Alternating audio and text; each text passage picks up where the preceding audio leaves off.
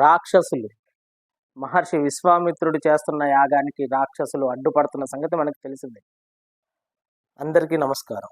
రాక్షసులు మహర్షి విశ్వామిత్రుడు చేస్తున్న యాగాన్ని భంగం కలిగించడానికి మారీచుడు, సుబాహుడు అనే రాక్షసులు ఇద్దరు రాముడు ఎలా యుద్ధం చేశాడు అనేది ఈ ఎపిసోడ్లో తెలుసుకుందాం. ఇది ఎపిసోడ్ 4కి కంటిన్యూషన్. తాటకి వధ తర్వాత మహర్షి విశ్వామిత్రుడు ఋషులందరూ కలిపి అడవిలో ఒక ప్రశాంతమైన వాతావరణంలో మంచి ప్రదేశంలో యాగాన్ని ప్రారంభిస్తారు. యాగగుండంలో పవిత్రమైన అగ్నిజ్వాలలు వెలుగుతూ ఉంటాయి. చుట్టూ మంత్రోచ్చారణతో దిక్కులు మారుమోగుతూ ఉంటాయి. వాతావరణం చాలా ప్రశాంతంగా దైవికంగా ఉంటుంది. అలా కొనసాగుతూ ఉండంగా ఒక్కసారిగా వాతావరణంలో మార్పులు వస్తాయి. భయంకరమైన గాలులు, దూరం నుంచి పెద్ద పెద్ద శబ్దాలు, చీకటి కమ్ముకుంటూ ఉంటుంది. అలాంటి భయంకరమైన అరుపుల మధ్యలోంచి మారీచుడు, సుబాహుడు అనే ఇద్దరు రాక్షసులు మాలిన్యం, చెత్త, అక్కడ వాతావరణం అంతా పాడు చేస్తూ ఉంటారు. అదేవిధంగా అక్కడున్న ఋషులపై కూడా దాడి చేస్తూ ఉంటారు. అక్కడే ఉన్న రామలక్ష్మణులు ఇద్దరు యుద్ధానికి సిద్ధం అవుతారు. రాముడు బాణం ఎత్తి మారీచుడిపైకి వేస్తాడు.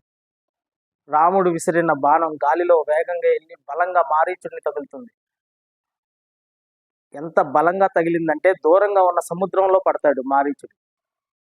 ఆ దెబ్బతిన్న మారీచుడు అక్కడి నుంచి పారిపోతాడు. ఇది చూసిన సుబాహుడు ఇంకా కోపంతో రాముడి మీదకి విరుచుకుపడతాడు. రాముడు తన దగ్గర ఉన్న దివ్యాస్త్రాన్ని ఉపయోగించి సుబాహుణ్ణి అంతం చేస్తాడు. ఇది చూసిన రాక్షసులందరూ అక్కడి నుంచి భయంతో పరుగులు తీసి పారిపోతారు. అక్కడే ఉన్న ఋషులందరూ చాలా సంతోషిస్తారు.